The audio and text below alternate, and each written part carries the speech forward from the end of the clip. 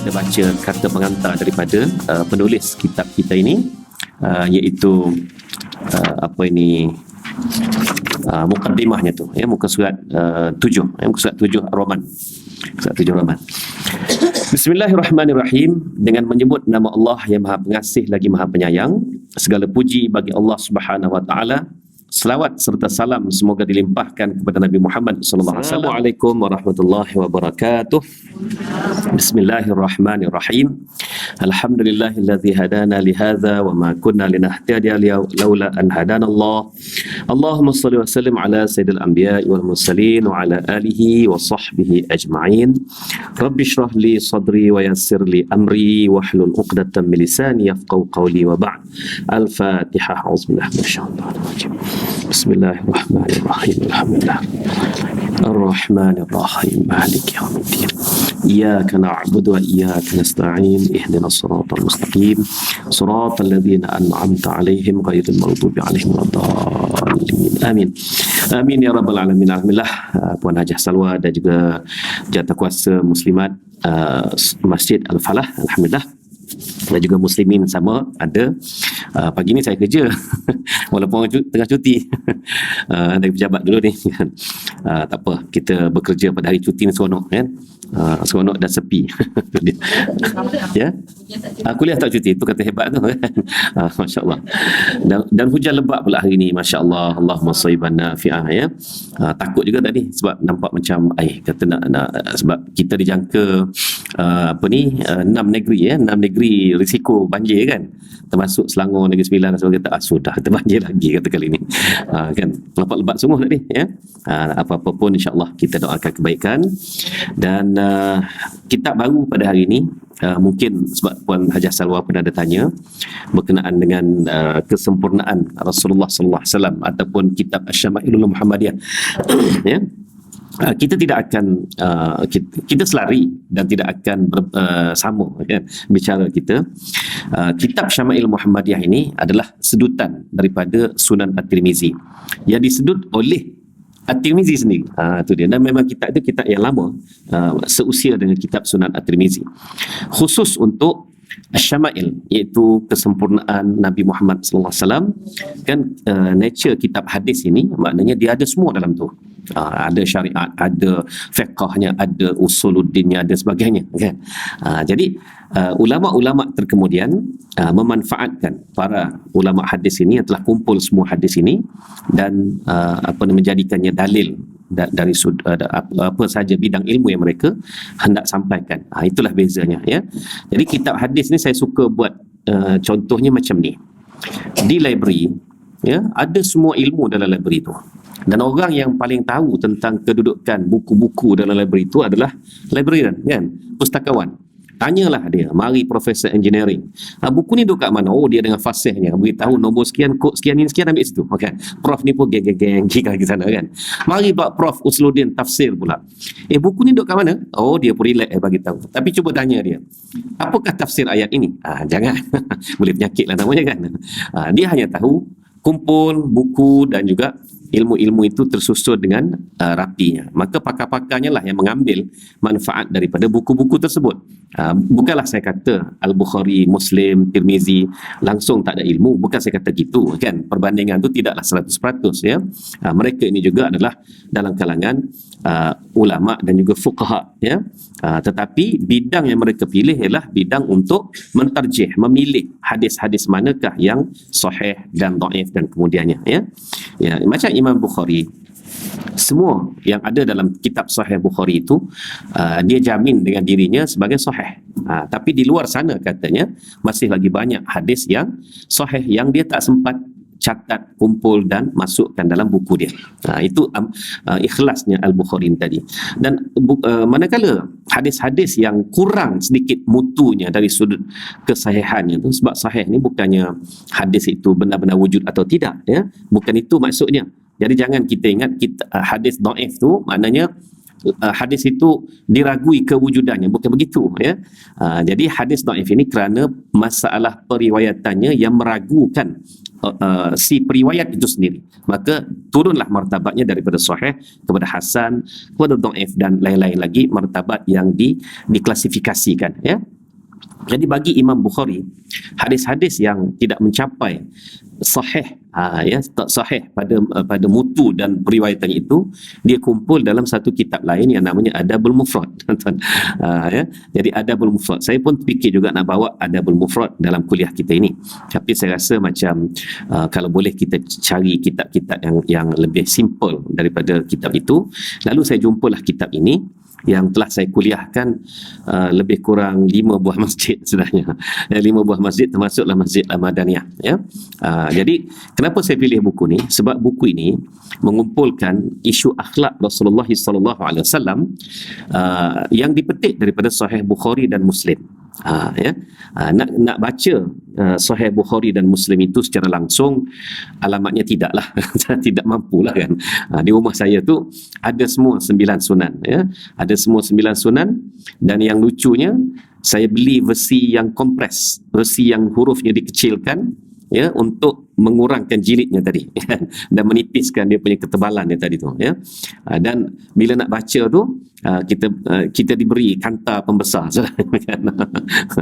Jadi kenapa saya beli yang versi itu? Sebab nak balik Malaysia lah, masa belajar di Mesir dulu kan kitab murah ya. Ni 20 ni dah start lah katanya ni 23 ni dah start dah ma'rad kitab di Mesir, di Kairah 2 minggu katanya sampai 4 Februari. Sahabat-sahabat saya ramai dah yang broker-broker buku ni dah terbang ke sana kan. Jadi tuan-tuan, nak balik satu kos lagi ya.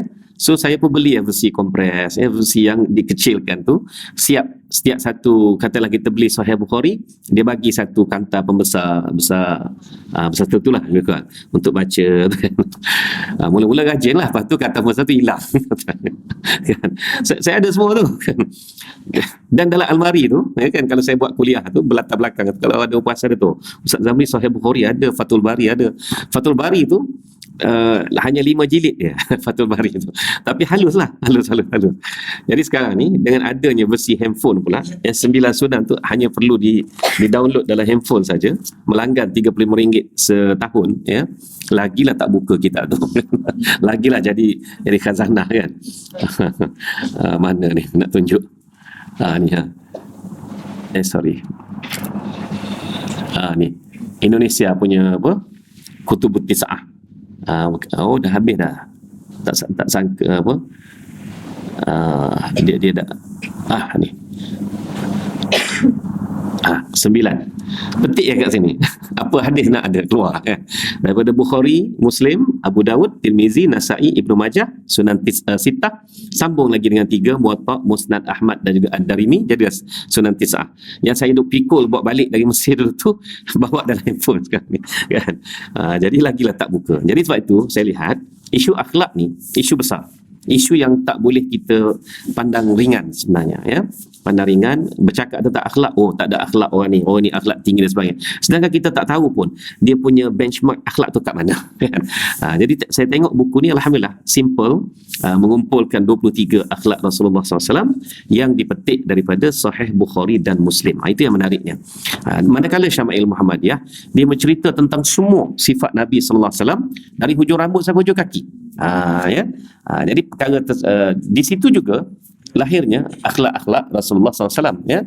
Tetapi tidak secara terfokus lah, sebab dia bicarakan tentang kemuliaan, kesempurnaan Nabi SAW. Jadi kita mempunyai 2 cara mempelajari akhlak Rasulullah SAW yang berbeza, tapi matlamatnya memang satu ya. Jadi Syama'il Muhammadiyah semalam ya, semalam ini Mausu'ah akhlak Rasulullah SAW min Daw'il Bukhari wa Muslim, hari ini pula insyaAllah ya.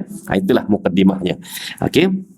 Dan kitab yang ada di tangan tuan-tuan perempuan ini difahamkan ada 10 buah ya. Yang lain-lain insya-Allah lah ya, kita sambungkan selepas ini, kita boleh cari lagi. Mari kita baca kata pengantar daripada penulis kitab kita ini, iaitu mukaddimahnya tu ya, muka surat 7 ya, muka surat 7 Roman. Surat 7 Roman. Bismillahirrahmanirrahim. Dengan menyebut nama Allah yang Maha Pengasih lagi Maha Penyayang, segala puji bagi Allah Subhanahu wa taala. Selawat serta salam semoga dilimpahkan kepada Nabi Muhammad sallallahu alaihi wasallam, sumber rujukan dan model unggul bagi pribadi yang berakhlak mulia, manusia yang mendapat anugerah tertinggi daripada Allah Subhanahu wa taala, memuji dalam firman-Nya, wa innaka la'ala khuluqin azim, dan bahawa sesungguhnya engkau mempunyai akhlak yang sangat mulia. Ya, suratul Qalam ayat 4. Allah Ta'ala memuji Nabi sallallahu alaihi wasallam dengan wa innaka la'ala khuluqin azim. Ala maknanya mengatasi, ya, berada di kemuncak terbaik, tertinggi, atau apa saja istilah khuluqin azim. Itu dia. Maknanya khuluqin azim, akhlak. Kalau kalimah khalqu ini, kha lam qaf ini, kalau kita baca khalqu, maksudnya apa? Kejadian, ciptaan. Kalau khuluqu maknanya akhlak, ya. Jadi Allah Taala menyebut khuluqin azim dalam ayat itu. Maknanya akhlak yang agung, yang terbaik. Ya, memang sudah ada akhlak yang teragung dan terbaik itu. Nabi Muhammad sallallahu alaihi wasallam pula Allah Ta'ala bersumpah wa innaka, inna dengan la ala. Saya dah sebut dulu kan. Maknanya kalau inna disambung dengan la pula selepas itu, lam, huruf lam, maka ia membawa maksud sumpah yang berganda. Kan? Sumpah yang berganda. Maknanya Allah Ta'ala menggunakan sumpah yang berganda dengan untuk memberitahu bahawa betapa mulianya Nabi Muhammad sallallahu alaihi wasallam, akhlak baginda itu. Ya, betapa mulianya akhlak Nabi Muhammad sallallahu alaihi wasallam. Itulah maksud ayat ini, ya. Jadi ayat ini walaupun ringkas dan sering kali disebut dengan sepintas lalu begitu sahaja, ia menggambarkan betapa mulianya akhlak Nabi sallallahu alaihi wasallam dan juga betapa agungnya akhlak itu untuk menjadi ikutan dan contoh. Nabi Muhammad sallallahu alaihi wasallam dianugerahi kemampuan mengungkapkan kata-kata yang singkat namun padat maknanya. Antara nasihatnya yang paling berharga adalah anjuran untuk menghiasi diri dengan akhlak yang mulia. Ya, menghiasi diri dengan akhlak yang mulia. Okey. Nabi Muhammad sallallahu alaihi wasallam tidak hanya menganjurkan dengan kata-kata baginda, baginda mempraktikkannya terlebih dahulu dengan sempurna sehingga baginda benar-benar menjadi teladan terbaik sepanjang zaman. Inilah orang yang walk the talk, ya. Apa yang dia nasihatkan itulah juga yang dizahirkan dalam tindak tanduknya. Dalam buku ini saya berusaha menghuraikan beberapa akhlak mulia yang dipraktikkan oleh Nabi Muhammad sallallahu alaihi wasallam dan memaparkan sabdanya yang mulia dengan harapan kita yang mengaku umatnya dapat memperbaiki diri dengan mencontohi kehidupannya. Antara akhlak mulia yang dimiliki oleh Rasulullah sallallahu alaihi wasallam adalah toleransi, pemaaf, adil, rendah hati dan penuh kasih sayang. Masih banyak lagi sifat mulia baginda yang tidak mampu disebut satu persatu di sini. Kata-kata yang tepat bagi menggambarkan akhlak baginda sallallahu alaihi wasallam adalah baginda memiliki akhlak Al-Quran. Kana khuluquhul Quran, yang disifatkan sendiri daripada Sayyidatina Aisyah radhiyallahu anha. Semoga kita mampu mengikut jejak baginda dan mencintai akhlak yang dipraktikkannya, dan saya berharap semoga Allah Subhanahu wa taala mengurniakan pahala daripada amal kebajikan saya dan mengampuni segala kesalahan saya. Abdul Mu'in Al-Hashimi, Tahirah, tahun 2001. Lagi 22 tahun yang lalu dah kitab ini disusun dan kemudian diterjemahkan ke dalam bahasa Melayu, dalam bahasa Indonesia dulu, ya, biasalah dari Indonesia barulah diambil, diedit pada cetakan pertama 2012 kan. Jadi itulah bagusnya kitab ini, ya, bicara tentang akhlak dalam konteks sirah kita yang kita bincangkan itu, fokus kepada akhlak berdasarkan dua kitab besar, Bukhari dan Muslim pula.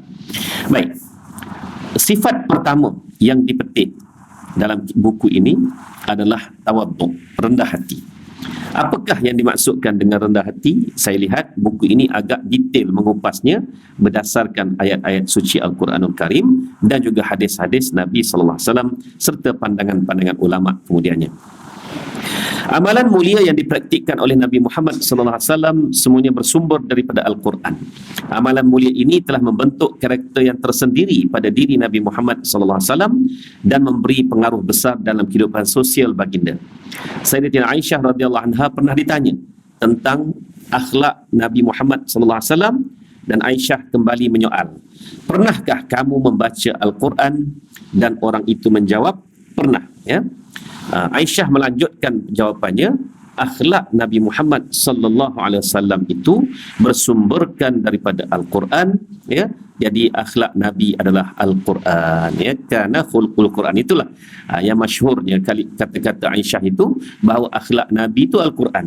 Jadi Aisyah melihat sendiri bagaimana suaminya Rasulullah sallallahu alaihi wasallam ini, ya, bertindak seperti Al-Quran suruh. Bagaimana Al-Quran suruh buat sesuatu, maka itulah yang baginda akan lakukan.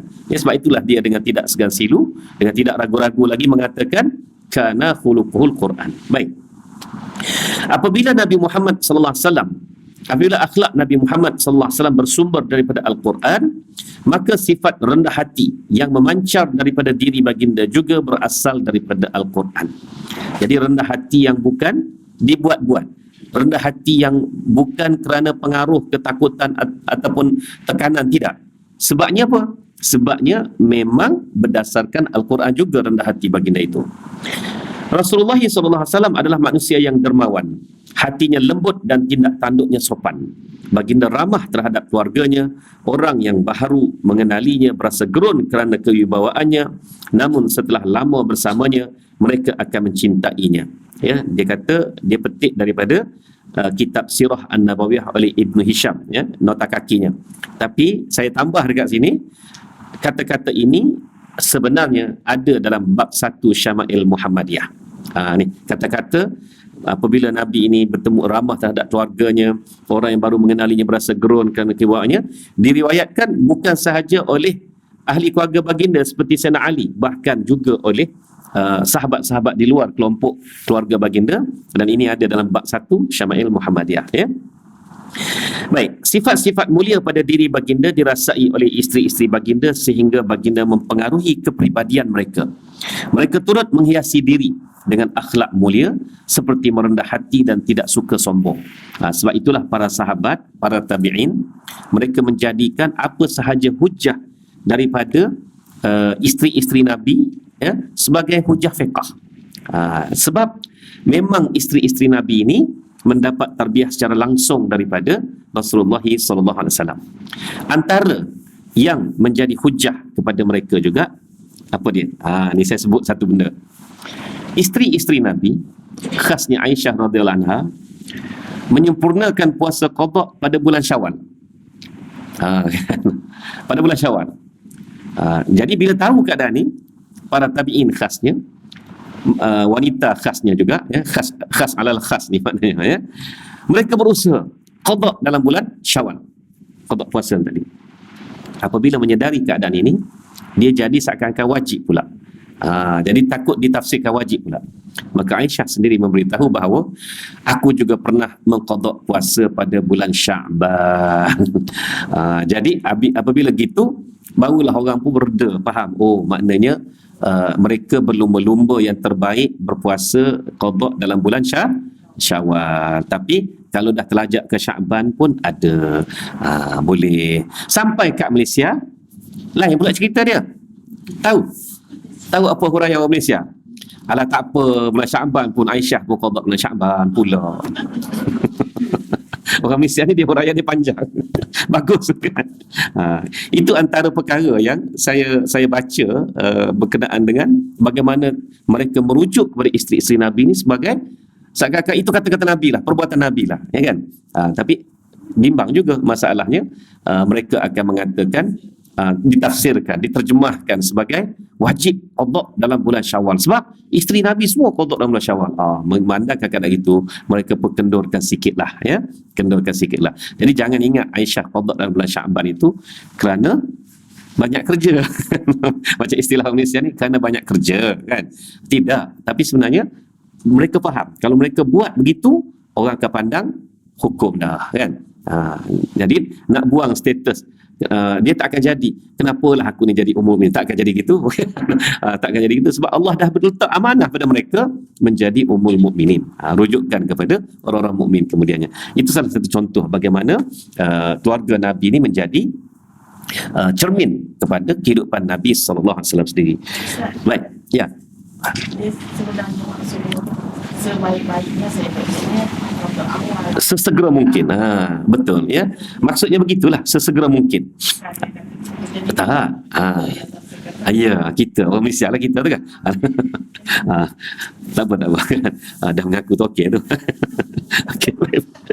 Jadi pakat-pakat puasa qada semua dah ya. Ni bulan Rejab dah ni, 2 Rejab dah hari ni kan. Begitu. Baik.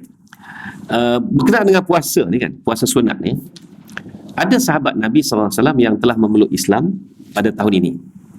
Lalu dia balik ke kampung halaman dia, dan dia datang setahun kemudian. Rasulullah SAW tak cam dia. Antara mukjizat Rasulullah SAW ni ialah mengenali semua sahabat dia walaupun sekali pandang sekali jumpa. Ya, ini kelebihan yang Nabi SAW sebagai seorang Rasul. Tapi hamba Allah ni tak cam. Nabi tak cam. Siapa ni kata Nabi?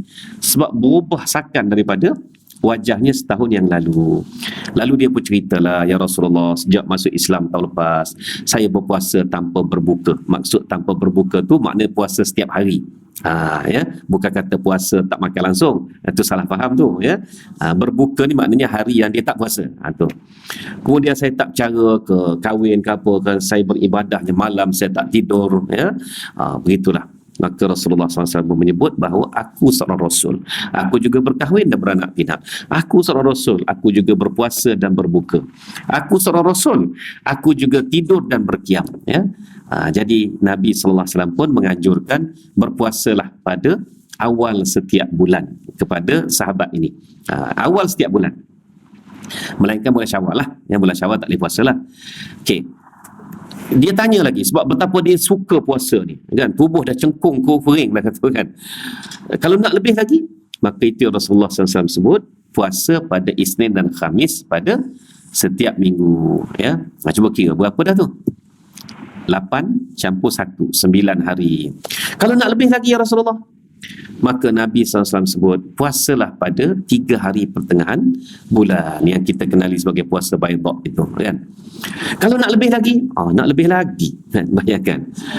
Maka kata Nabi SAW, berpuasalah 3 berselang 3. Maknanya 1, 2, 3 puasa, 4, 5, 6 tak puasa, 7, 8, 9 puasa balik. Ya. Kalau nak lebih lagi Rasulullah, berpuasalah selang sehari seperti mana puasa Nabi Daud. 3 selang 3 dengan selang sehari. Berapa hari dalam sebulan? Cek kira. 3 selang 3. Jadi keluarnya berapa sebulan? Dengan selang sehari. Ya. Okey. Mari kita kira biar pasti. 1, 2, 3. 12. 12 1 minggu 3. Okey. Tak lebih. Okey. Bukan 15 juga ke? Bukan keluar 15 juga ke? 15 kan? Okey. Kalau tidak saya nak ajar kira ni 1, 2, 3. 7, 8, 9. Kita kira gitu. Okey, tak apa. 15 juga. Dan selang sehari 15 juga kan? Maknanya Nabi menganjurkan kita puasa sunat maksimal 15 hari sebulan. Itulah yang sahabat tu dapat ya. Okey. Apa dah tadi? Okey. Habis yang tu. Berkenaan puasa Nabi sallallahu alaihi wasallam pula pada bulan Rejab. Masuk bulan Rejab, isteri-isteri Nabi menyatakan apa dia? Nabi menggandakan ibadah dalam bulan Rejab, khususnya puasa. Tak cerita berapa hari. Menggandakan puasa dalam bulan Rejab. Ini ada dalam Syama'il Muhammadiyah pun ada, dalam Riyadhus Salihin pun ada. Dalam bab puasa Nabi SAW, dalam Riyadhus Salihin ya. Jadi Nabi menggandakan ibadah, terutama puasa. Jumlah hari tidak dinyatakan. Okey, jadi selama ni kita duk puasa, katalah kita puasa satu awal setiap bulan puasa 3 hari tengah bulan puasa. Isnin Khamis tu tengok-tengok keadaan lah. Jadi kumpul-kumpul bolehlah 10 hari sebulan puasa kan, contohnya. Maka bila masuk dalam bulan Rejab ini, kita tingkatkan daripada 10 hari biasa tu kepada mungkin 11, mungkin 12, untuk mengikut sunnah Nabi SAW meningkatkan ibadah khasnya puasa dalam bulan Rejab. Itu dia. Berapa tu pula? Cuba tingkatkan. Habis kalau selama ni tak puasa langsung, dia tanya pula. Kan? Kalau selama ni tak puasa langsung, lagi jawapan lagi senang. Lagi senang. Puasalah 1 hari dalam bulan Rejab. Dah meningkatlah tu. Kan? Betul tak? Gitu. Ya. Tapi tidak pernah ada bulan yang Nabi puasa hampir penuh melainkan bulan Sya'ban. Bulan Ramadan tak kira lah kan. Jadi selain pada bulan Ramadan, tak pernah Nabi puasa hampir penuh melainkan bulan Sya'ban. Itulah dia. Berapa hari? Mungkin 28, mungkin 27, hampir penuh dalam bulan Sya'ban. Inilah yang kita nak ikut style ibadah Nabi SAW ni, ada pemeringkatannya kan, ataupun peningkatannya pada dari semasa ke semasa kan, begitu. Okey, jadi terbalik kepada kitab kita ni, tawaduk dan sombong, dua sifat yang berlawanan ya. Jadi sikap tawaduk adalah lambang kepada sikap sombong. Tawaduk adalah sebahagian daripada akhlak yang mulia, sedangkan kesombongan termasuk sifat yang tercela. Okay. Tawaduk adalah sikap rendah hati namun tidak sampai merendahkan kehormatan diri, dan tidak pula memberi peluang orang lain memperkecilkan maruah diri. Takabur adalah sikap berasa diri lebih unggul atau lebih mulia daripada orang lain, dan kesombongan adalah sikap terlalu yakin kepada diri sendiri sehingga muncul perasaan memandang rendah dan hina pihak lain serta enggan berkumpul dengan orang lain. Orang seperti ini tidak mahu menerima perbezaan pendapat, apalagi nasihat orang lain. Apabila ada orang yang mengingatkannya, dia akan marah, bahkan menghina orang tersebut ya. Ada 2 ghin yang patut kita jauhi, kena jauh sejauh-jauhnya. Ghin yang pertama, ghulu ya, ghulu maksudnya melampau. Dia buat sesuatu tu melampau, merendah diri pun melampau. Jadi melampau ini ekstrim lah. Ghulu ni ekstrim ya. Dia yakin terhadap sesuatu pun ghulu, melampau. Ghin yang kedua, ghurur. Ghurur, ghin ra waw ra ya, ghurur. Tak dia ghulul. Ghulu tadi. Ghulu ni ghin lam waw, ghulubun ya. Jadi ghurur ni apa? Ghurur ni ego. Dia rasa dia je yang betul. Ya, sombong. Bila ada sifat sombong, maka akan lahirlah sifat-sifat lain yang berangkaian dengan sombong tadi. Merendahkan orang lain, berasa diri paling betul, takabur, besar diri, kan? Ini semua tidak patut wujud dalam hati umat Islam dan orang-orang yang beriman. Nabi SAW ketika berbicara tentang dirinya ya, kelebihan dirinya, Nabi bicara tentang kelebihan dirinya ini kerana diperintahkan oleh Allah Ta'ala bicarakannya, beritahu umatnya. Kalau Nabi tak beritahu, maka kita sudah pasti tak tahu apakah kelebihan baginda. Namun baginda SAW sering menyebut wala fakhra di hujung bicara tentang dirinya tadi. Wala fakhra maksud apa? Bukan untuk berbangga, bukan untuk berbangga. Itulah tawaduk Nabi SAW. Kalau dia tak sebut wala fakhra pun, umat dia, sahabat dia tak akan kata dia ni berbangga, kerana dia tu seorang rasul, dan bahkan dia layak berbangga pun kerana dia lah khairul anam, sebaik-baik kejadian. Namun dia bukan seorang yang membanggakan diri. Sebab itulah dia sebut wala fakhra. Seperti contoh, Ibnu Abbas radhiyallahu anhu bertanya Nabi sallallahu alaihi wasallam, bagaimana nak kenal Nabi di pada mahsyar nanti? Kita semua ni dibangkitkan ya, seluruh dunia, seluruh di mana tempat mati di situ dibangkitkan menuju ke pengadilan Allah Subhanahu wa taala. Maka nak tahulah Rasulullah duduk kat mana. Rasulullah SAW menyebut wa biyadi liwaul hamdi yaumal qiyamah wala fakhra ya, hanya di tanganku sahaja ada panji kepujian. Panji itu bendera kan, liwat ni bendera. macam askar, polis dan sebagainya, agensi-agensi, dia ada bendera masing-masing kan. Dia ada hari pula, hari mengarak panji-panji kebesaran kan. Jadi itulah contoh yang kita boleh tengok sebagai perumpamaan. Nak faham liwa'ul hamdi ni maknanya di tangan Nabi je nanti ada bendera kepujian, bendera yang menunjukkan kebesaran diri dia. Tak ada di tangan Nabi lain, apalagi manusia lain. Tapi Nabi sebut apa? Wala fakhra, bukan untuk berbangga. Jadi kalau dia tak sebut benda tu, macam mana kita nak tahu nanti di akhirat seperti mana yang ditanya oleh Abdullah bin Abbas radhiyallahu anhu kan? Tapi dia tetap menyebut wala fakhra. Kita ni tak ada apa-apa. Nah, contoh masa sekolah, masa belajar dulu, semua sport dia masuk, mereka sport tertentu dia tak masuk kan. Dia mulalah nak bangga diri. Tanyalah semua student kolej sekian-sekian tu, tak kenal ke Zamri ni kan, rugby dia apa dia, patah tangan patah balik. Contohlah, saya bukan ahli sukan batu contoh atas saya kan. Yang tu pun kita nak bangga dah, walahnya apalah sangat ya.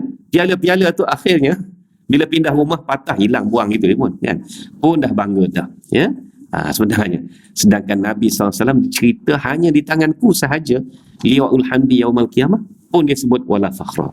Itulah nak cerita sempadan kebanggaan diri ni tadi. Setakat mana kita boleh bangga diri? Setakat mana? Jawapannya tak ada. Jawapan tak ada.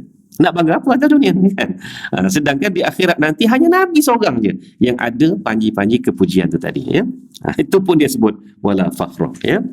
Apabila kita amati orang yang tawaduk turut memiliki akhlak mulia lainnya, seperti tidak memandang rendah orang lain, mengutamakan orang lain, bertoleransi, berusaha memahami perasaan orang lain, dan membantu orang yang dizalimi. Kesombongan pula menjerumuskan diri dengan sikap negatif yang lain, seperti iri hati. Kan? Oleh kerana dia tengok orang lain mengatasi dia, mulalah dia rasa tak sedap hati, rasa benci, rasa nak anti dan macam-macam lagi. Benci, pemarah, ego ataupun gurur tadi, kagum akan diri sendiri dan ingin menguasai ya. Jadi kalau kita memiliki satu sifat mulia, khasnya tawaduk, kita juga memiliki rangkaian sifat-sifat mulia yang lainnya.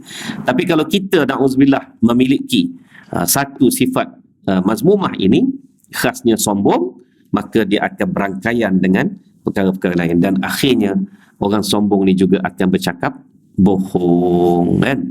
Siakap senohong, gelama ikan duri. Siakap tahu, senohong tahu tak? Gelama tahu, ikan duri tahu. Senohong tu apa jenis ikan? Tak ada tengok. tak pernah jumpa kan?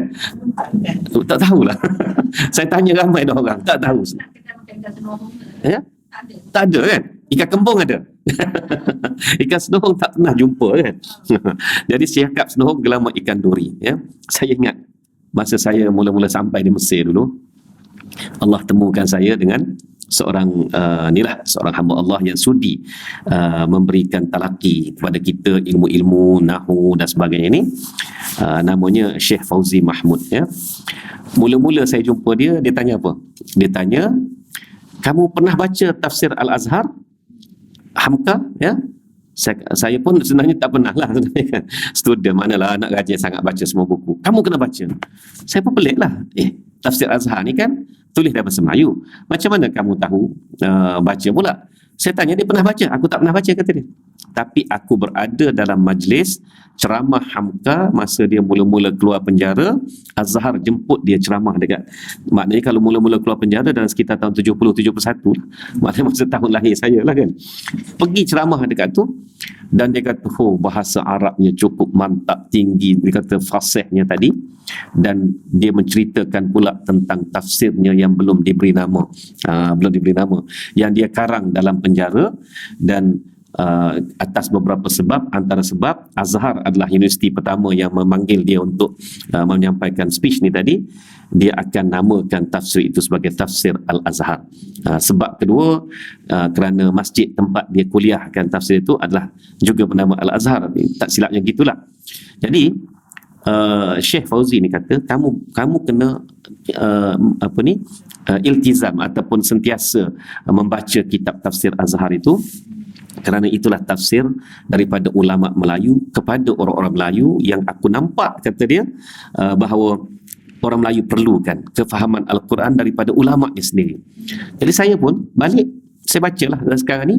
Memang Al-Azhar, tafsir Al-Azhar, tafsir Buya Hamka adalah tafsir pertama yang saya akan rujuk bila bertemu dengan ayat-ayat Al-Quran yang kita nak tafsirkan. Barulah saya pergi ke Maraghi dan sebagainya, tafsir Hatta, tafsir Baydawi pun saya rujuk jugalah, itu tafsir klasik. Tafsir moden, tafsir Al-Manar. Tapi saya akan mulakan dengan tafsir Al-Azhar. Apa kelebihan tafsir Al-Azhar?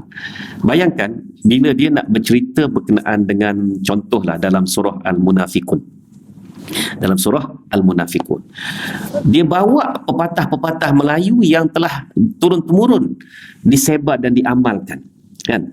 Contohnya, musuh dalam selimut, gunting dalam lipatan, siakap senohong gelama ikan duri.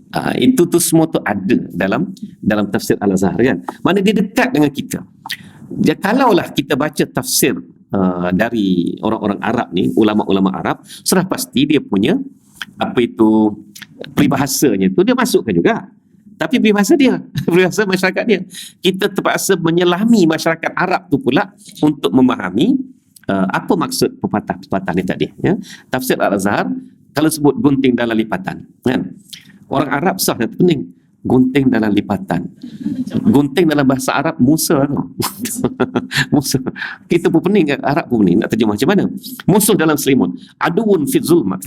Apa pula musuh dalam selimut? Mana macam mana musuh boleh masuk dalam selimut? Nampak? Itulah tafsir Al-Azhar, ya. Bacalah tafsir Al-Azhar. Memang banyak membina peribadi. Dan saya tertarik dengan Hamka ni, dia suka buat macam ni. Dia macam buat macam statistik sikit lah, kan.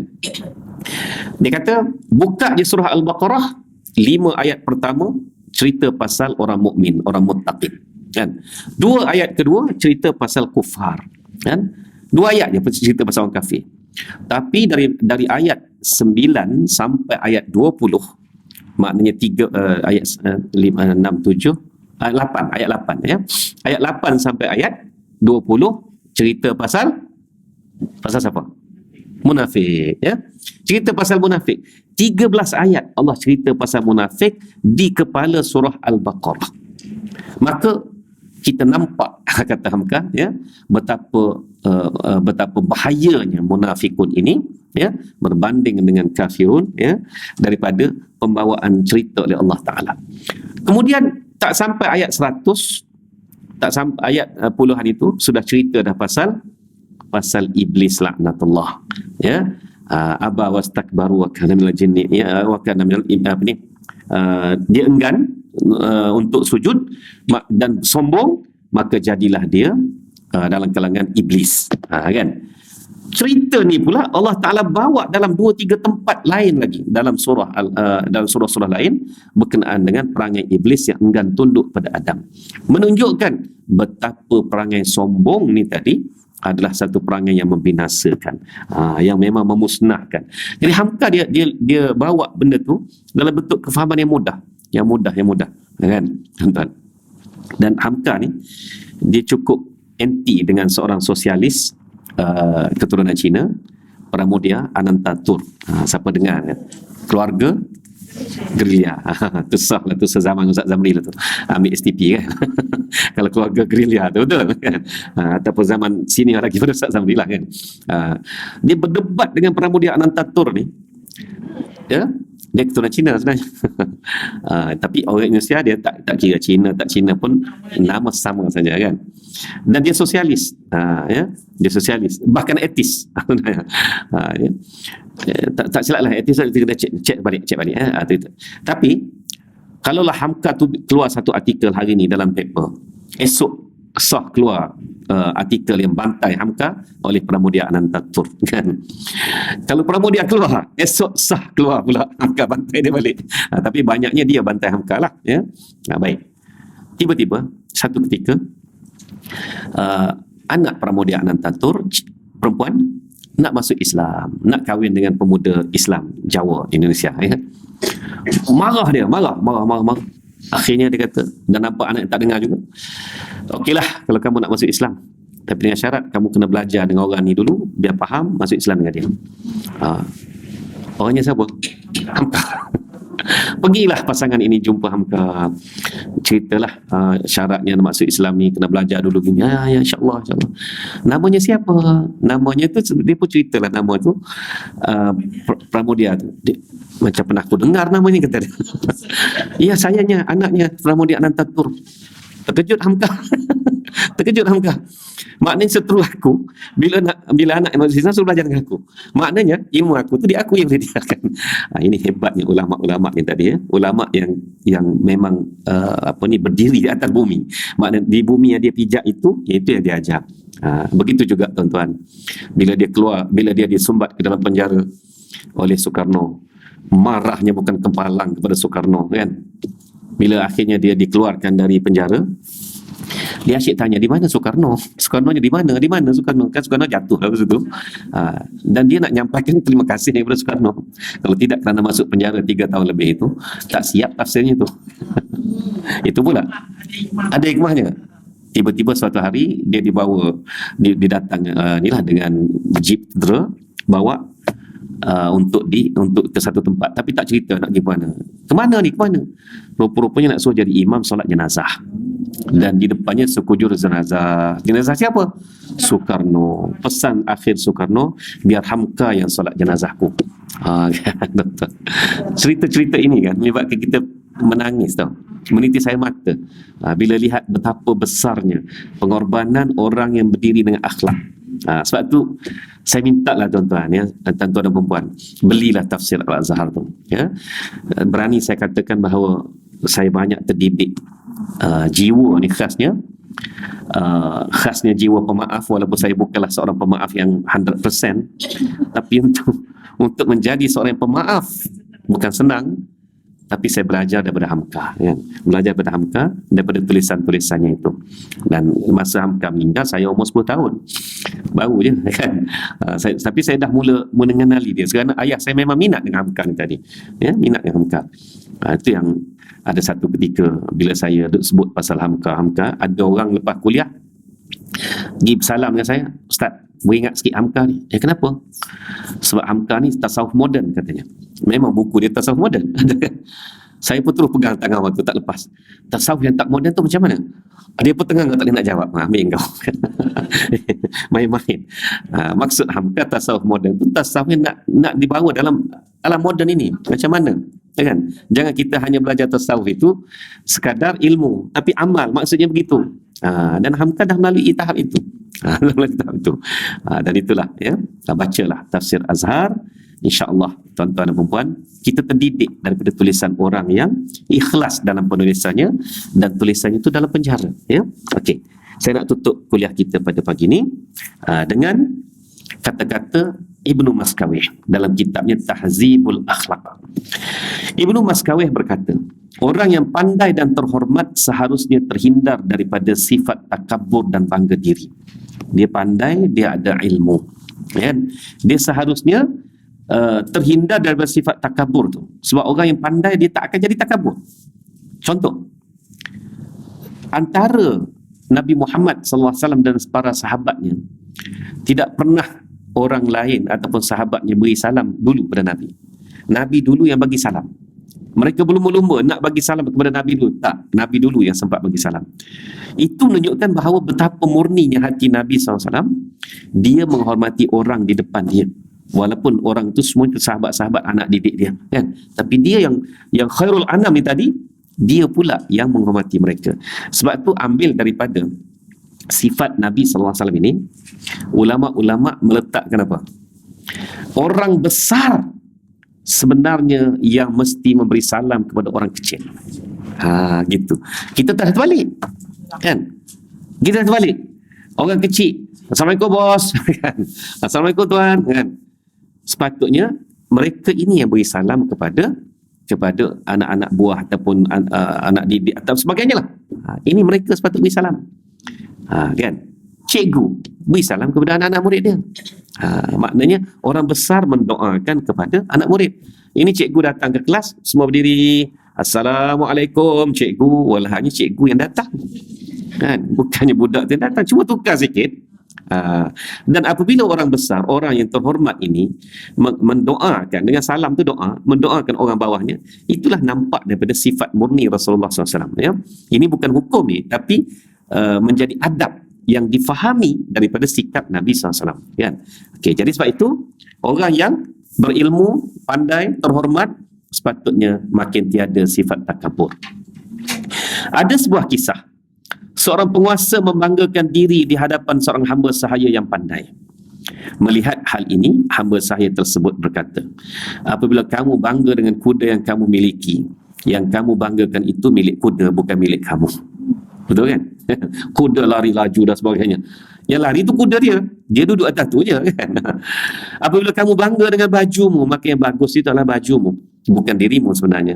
Dan apabila kamu bangga dengan kehormatan nenek moyang kamu, maka kehormatan itu adalah milik mereka, bukan milik kamu. Sebab itulah antara kata-kata Sayyidina Ali yang termasyhur, ya, apa dia?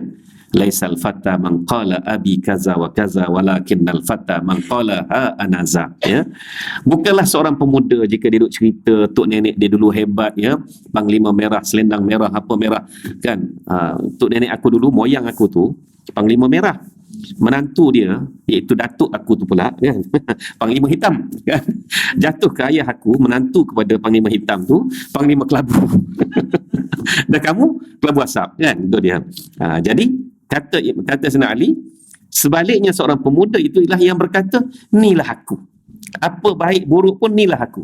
Ha anaza, sepatutnya kalimah tu Sayyidina Ali ni dia memang hebat dari sudut kesusastraan ni sebenarnya, ya. Sepatutnya haza ana, sepatutnya kan. Walakinnal fata man qala haza ana, sepatutnya itu bahasa mudahlah. Tapi Sayyidina Ali kata apa? Ha ana za. Dia pecahkan kalimah tu. Maknanya inilah aku pada hari ini, baik ke, tinggi ke, rendah ke, pandai ke, bodoh ke, inilah aku. Tak ada kaitan dengan tok nenek dulu. Dia tidak berbangga. Inilah sebenar-benarnya pemuda ataupun pemudi kan. Jadi sebab itu kisah yang dipetik oleh Ibnu Maskawih ini dalam Tahzibul Akhlak mencerminkan kepada kita bahawa apa saja kelebihan bukan milik hakiki kita. Bahkan kita kadang-kadang bersandar pun kepada kelebihan orang lain. Ya. Jadi insya-Allah sama-samalah kita menjadi diri kita, dan nanti larangan sombong dalam Al-Quran ini tuan-tuan dan puan cuba baca, ya. Cuba baca bab ini, nanti saya akan berikan dia punya kesimpulannya dalam kuliah kita akan datang, dan insya-Allah semoga apa yang kita baca di sini mendapat keberkatan daripada Allah Subhanahu Wa Taala juga, dan sama-samalah kita mengamalkan akhlak yang mulia.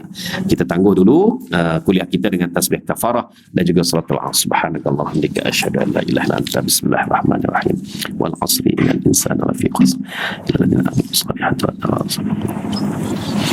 Wassalamualaikum warahmatullahi wabarakatuh.